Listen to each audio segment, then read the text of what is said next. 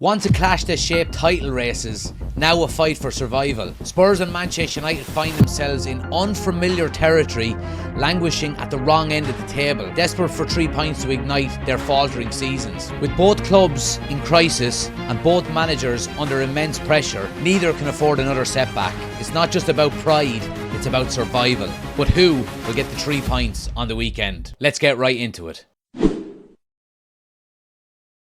Welcome back to the channel, guys. Welcome back to another match preview. Manchester United travel to Spurs in the Premier League, and 3 points is a must here for Manchester United. We've got a couple of talking points to discuss, and I want to hear your opinions in the comment section below as well.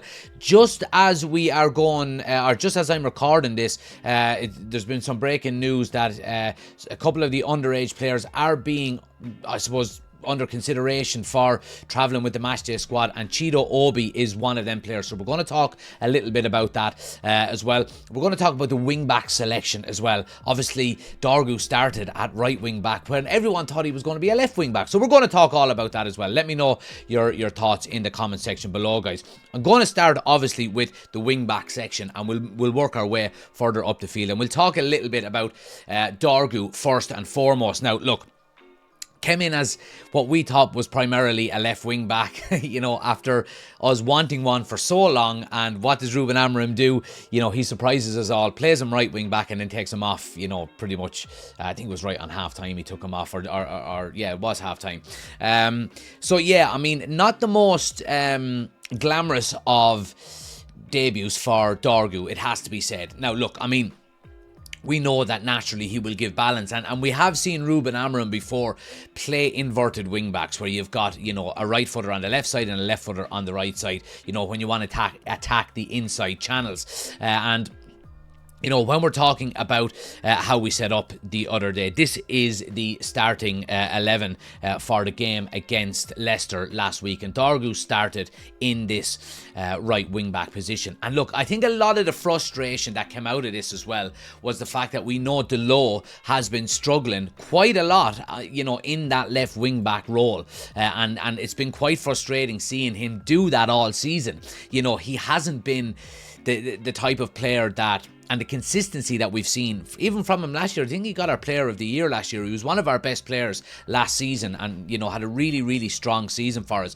But he went from being a right fullback to a left wing back overnight as soon as the manager changed. So it was a big change to see. Now, look, again, will we see Dorgu play on this right-hand side consistently? I don't think we will. And I think there is quite a strong possibility that he moves over to the left side. I think it will give us natural balance. But look, we know that he is able to play on either side. And that does, at the very minimum, it keeps the opposition thinking. It keeps them on their toes, and it keeps them, you know, wondering what, you know, way the opposition is going to set up. And I think that's probably the most benefit you can really take out of it. I do want to see him on that left hand side as quickly as possible, and I want to see us get that natural balance into the team, not just for him and to make him settle in, but also as well for Delors on that right hand side. We've seen Mazraoui go into the three at the back again last week, and again we'll go into our predicted 11 in a few minutes, but I think that would be the most benefit we could get out of Mazraoui at the moment, especially with Lisandro Martinez being injured. He looks really composed, and he looks like that left side or right sided three at the back role suits him quite well. So for that reason, I want to see Dorgu back on the left. I'd like to see Delors on the right, and then maybe Mazraoui stay in the back three. But again, like I said, for his I suppose benefit more than anything else, let's get him playing on the left hand side, and let's get that balance into the team that we've been so desperately looking for over the last few months. Now, next up, let's talk about the striker options for Manchester United. And look, we know that Rasmus Højlund and Joshua Zirkzee haven't been putting up the numbers that we'd like to see this season. And look, we know that obviously last week Højlund got the nod, and look, Zirkzee did come on and played well and scored a goal. And I think, look, I suppose out of fairness more than anything else, I think it's probably more beneficial that Joshua Zirkzee gets a run of games in the team, to be quite honest with you. I think it's only fair, and I think he's looked like the player that's going to put a consistent run of performances together between him and Hyland. Hyland just looks, completely void of confidence and someone who's not going to score and doing the wrong things in games, dropping out for the ball,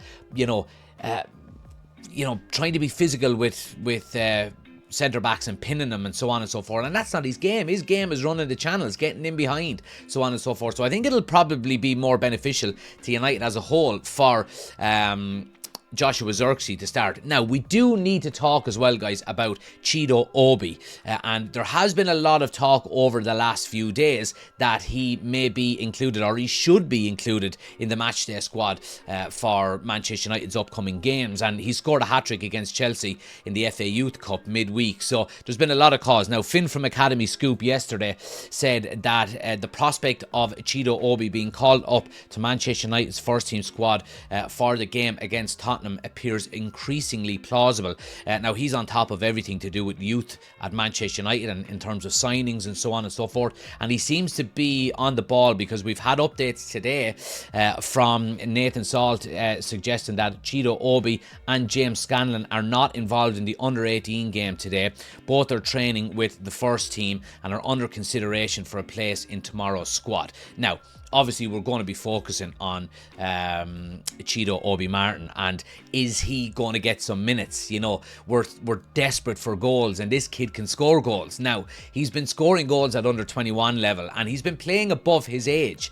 Now, there is another step to go before the first team, and that's the under 23s, and we haven't seen him play there yet.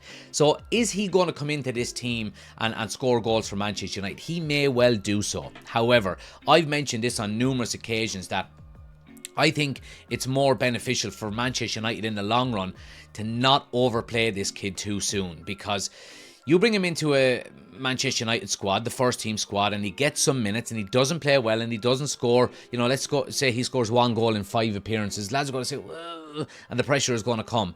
I think it's going to be more beneficial for this guy to actually bide his time, keep playing, keep improving, keep learning in the underage setup where you're away from the spotlight and the pressures are nowhere near as much as they are in the first team squad.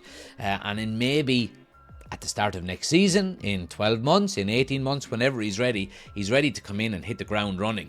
But again, look, Ruben Amram knows an awful lot more about this than us, and obviously the reports coming out today are suggesting that he is getting quite close to being included in a matchday squad. And look, if this kid can come in and he can score goals, I'm all for it. I really, really am, because we need goals in this team. But I think as it stands, I think, cameo roles is probably the best thing for him at the moment. Now, let's jump into our predicted 11, guys. And as always, let me know yours in the comment section below. We're going to... so I'm going to give you what I think the starting 11 should be. Now, this, of course, was the starting 11 last week against Leicester. And again, look, a pretty strong starting 11, you would have to say. We're obviously going to start with Onana in goal, and look, I don't see any reason for that to be changed. I honestly don't. He started last week on the back of our other goalkeeper, who I can't think of his name at the moment for some strange reason, getting a knock midweek. So Onana was in. I'm sure I'll remember it by the end of the starting 11, I hope.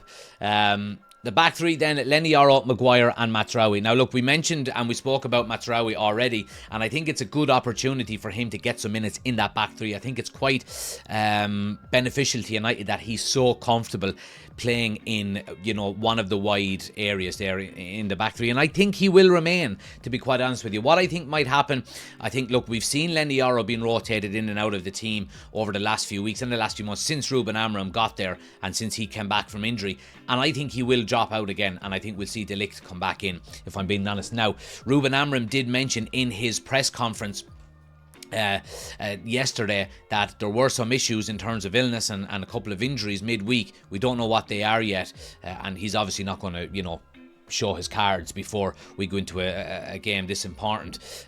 But I do think that would be a very solid back three going up against a Spurs team that we need to get 3 points in. Wing backs then, guys, obviously we spoke about Delot and Dorgu already. I would like to see Delot and Dorgu just switch. Just a straight swap, to be quite honest with you. Both of them still playing, but both of them being able to, get down the line, give us the width that we need on either side. And I think that's important. And when we've done it this year, we've seen Ahmad from the number 10 position coming quite wide and being a threat down the far side. And we've also seen Garnacho, when he plays in that number 10, he tends to drift wide out here and attack the space and get to the line, and it can be quite beneficial, to be quite honest with you. So for that reason, the two wing backs I'd like to see just switch, to be quite honest with you. Now into midfield, and the two number 6s, obviously Bruno and Ugarte were the two that started there last week, and I don't see any real reason to change it, to be quite honest with you. I think it's probably the best balance we've got. Now, we've seen Manu play in the 6 before, and I'm going to stick to what I've always said about Manu. I think he's more beneficial to us further forward. He is getting substituted an awful lot as a player under Ruben Amram, and that is completely understandable. He's a young kid, and we've seen and said the same about Lenny Yoro here in this right wing back or left or right centre back or left centre back areas. He is being substituted in and out an awful lot. We've seen Garnacho quite similar, being used sparingly. These are young kids that are learning the ropes as Manchester United players and learning something new under Ruben Amram. It's going to take time. So, I do think we're going to see a lot more of Manu coming in and out of the team. But in terms of the two number 6s, obviously Ugarte is pivotal to what we want to do. And I think Bruno is that player that can drop deep here and receive the ball off of the back three and dictate play and start us going forward.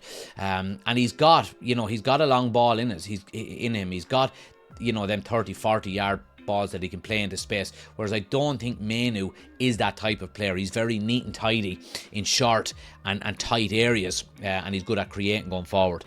So for that reason, I suppose the midfield 4, if you would say, in this area, I would keep exactly the same. If I'm being honest with you. I think Manu, Ahmad, Bruno and Ugarte are probably our best. Now, there could be a call where you'd say, would you bring in Collier, maybe, and, move Bruno forward and you can bring Manu off. That may be the case. And I think Collier does give you good legs in midfield. And the one thing you would have to say about Spurs is they do have a very athletic midfield when they've got all players available. But I think for the time being, I do think we will see Bruno, Manu, Ugarte and Ahmad. Now, again, the forward line, and we mentioned it already, obviously, didn't we, with Obi Martin. I don't think he's going to be starting. I genuinely don't. But I do think, and I would like to see Xerxes get a run of games in the team, because I think he deserves it. I think his performance levels have been better than Rasmus Højlund when he's played. So I think for that reason, he deserves the chance to lead the line for a few games at least and try and prove his worth. But look, I do certainly think that this starting 11 is absolutely good enough to go and get a result against Spurs. It really, really is. And I think if we go this strong, I think we've got a good opportunity to go on and win the game. And let's hope we can, because we need it. We need to start moving up that table as quickly as possible. Now, score predictions. Again, I said already that, I think Manchester United's strongest team at the moment, with the players available, is stronger than the Spurs team. Spurs are probably better at home at the moment, but they're so inconsistent. They haven't won at home, I think, in 5 games, 1 win in 5, I think, if I read that correctly. And that's the inconsistencies we've seen. They were very good at the start of the season at home, so on and so forth, and the inconsistencies are there with them. Man United have won 6 out of the last 8 games. So, we go into this game as the team with a bit of momentum behind them, even though we know the performances haven't been spectacular, haven't been great, but we seem to be grinding out wins. I think we're going to win this game. I honestly do. I think I don't think it's going to be a runaway victory. I think it's going to be tight. I think it's going to be close. And we've seen United over the last few games try and control games a little bit more by slowing it down and being patient and maybe looking to go for it a little bit more in the second half. And I think if you were putting a bet on the weekend, the bet is more goals in the second half than the first. But I'm going to go with United to win 2-1. I think we'll get a couple of goals. again, we tend to concede, and I don't see that stopping anytime soon, especially, you know, when you're losing the likes of Martinez out of your back three. But I do think we have enough to go on and win the game. Let me know your score predictions, guys, in the comment section below. Let me know all of your opinions as well. Do hit that subscribe button if you're new to the channel. Hit the like button as well. Helps the channel out an awful lot. We'll be doing a watch along for the game tomorrow, so make sure you're tuning in. Turn on notifications, and I'll see you on the next one.